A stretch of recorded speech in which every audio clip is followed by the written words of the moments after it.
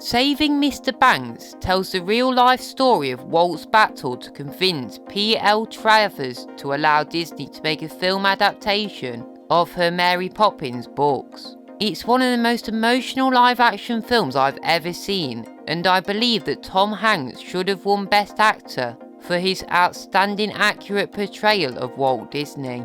Saving Mr. Banks has one of the most satisfying endings I've seen in a non-animated film and is a must-watch for any Disney fan. Muppets Most Wanted is the last theatrical Muppets movie to date, and probably for a while, due to the film underperforming at the box office, only managing to make $80 million, which is disappointing when compared to its predecessor, which grossed $165 million.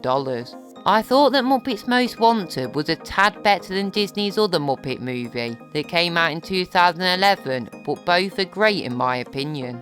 I really like Constantine being an evil version of Kermit and love Sam the Eagle's side plot as a CIA agent.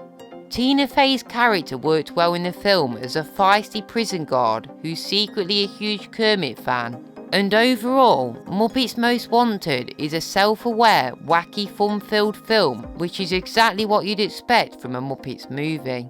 Tomorrowland is the film that you'd appreciate more if you had visited one of the Disney parks so that you can fully understand and appreciate the references to Disney attractions. The trailers for Tomorrowland made the film look like a generic sci-fi film, but there are so many twists and turns that will subvert your expectations. It's unfortunate that we won't ever be getting the perfectly set up sequel due to the film's awful box office earnings.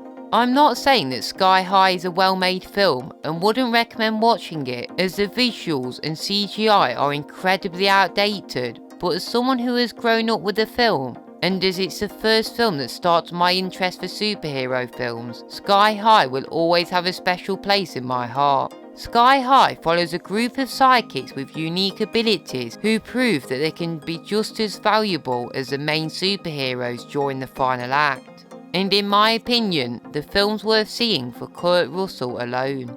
The Emperor's New Groove is beloved within the Disney community, but is relatively unknown to general audiences.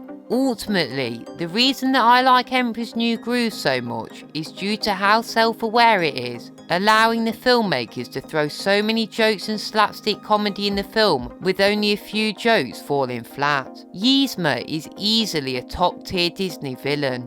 Whilst her motivations of becoming the Emperor is relatively small scale compared to other Disney villains, her comedy is what makes her so likeable and memorable.